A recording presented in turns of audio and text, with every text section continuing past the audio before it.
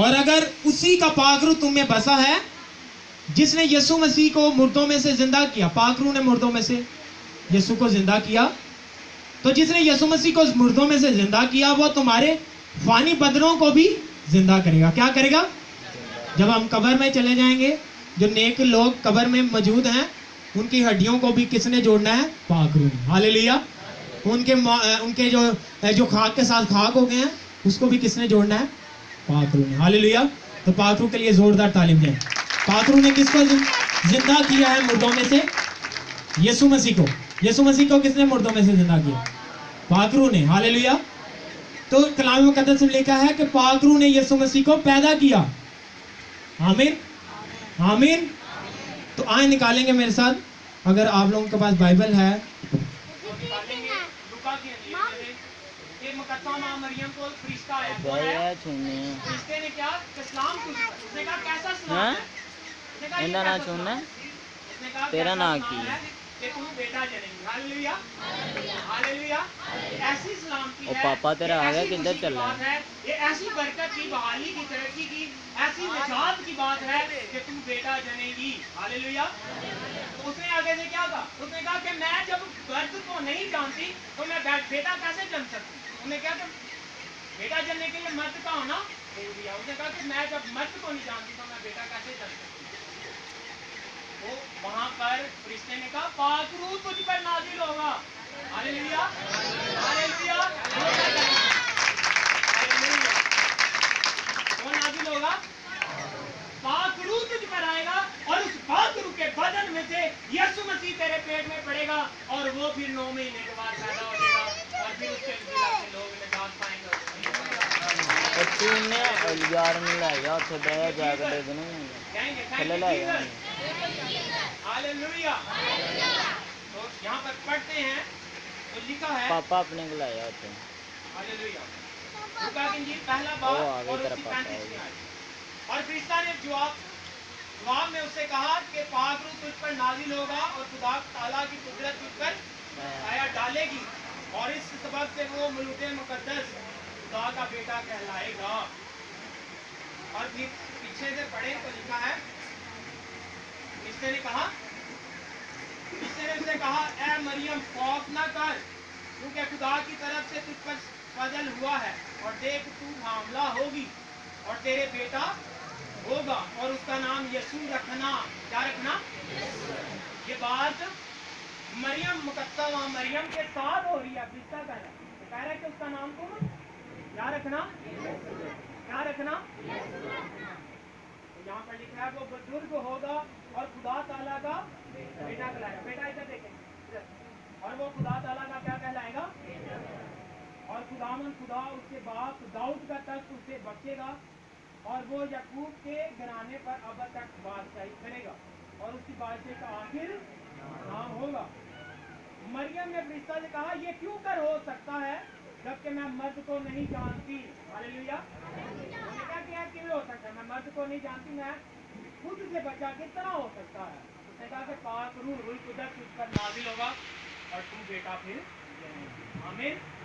और एक जगह पर लिखा है मुकद्दस मां मरियम रूल कुदरत की कुदरत से हमला करें। पाक रूह के वसीला से पैदाइश हुई यीशु। पाक रूह आया, पाक रूह ने अपने पेट में से यीशु मसीह को मुकद्दस मां मरियम के पेट के लेके आया और सीड की तरह, ये नहीं कि बच्चा ही बीच में पेट में गया है, छोटे बीज की तरह यीशु मसीह पड़े। फिर 9 महीने के बाद उन्होंने शक्ल ली और पूरा जो जैसे बच्चा होता है उस तरह वो पैदा हुए। यीशु मसीह के लिए होता था जो इस कायनात का प्रोसीजर है, जो इंसान का प्रोसीजर है, उसके मुताबिक यीशु मसीह जो है उन्होंने अपनी पैदाइश की है। 9 महीने के बाद वो पैदा हो गया। हालेलुया। तो किसने पैदा किया यीशु को? किसने पैदा किया? और जिंदा किसने किया यीशु को? तो यीशु मसीह को आसमान पर कौन उड़ा के ले गया? हालेलुया। पाक रूह के लिए जोरदार तालियां। पाक रूह जो है वो खुदा है।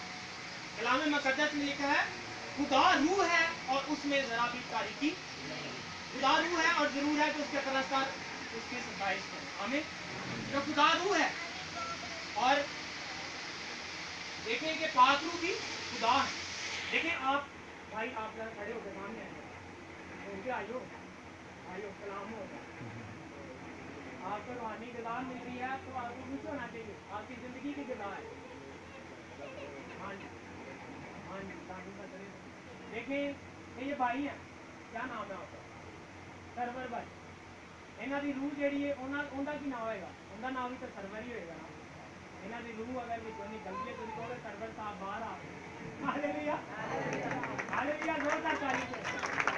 सरवर साहब सरवर की रूह आ गई तो उसको भी आप कहेंगे एक तो भाई सरवर जिस्म में है, एक भाई सरवर रूह दे विच है।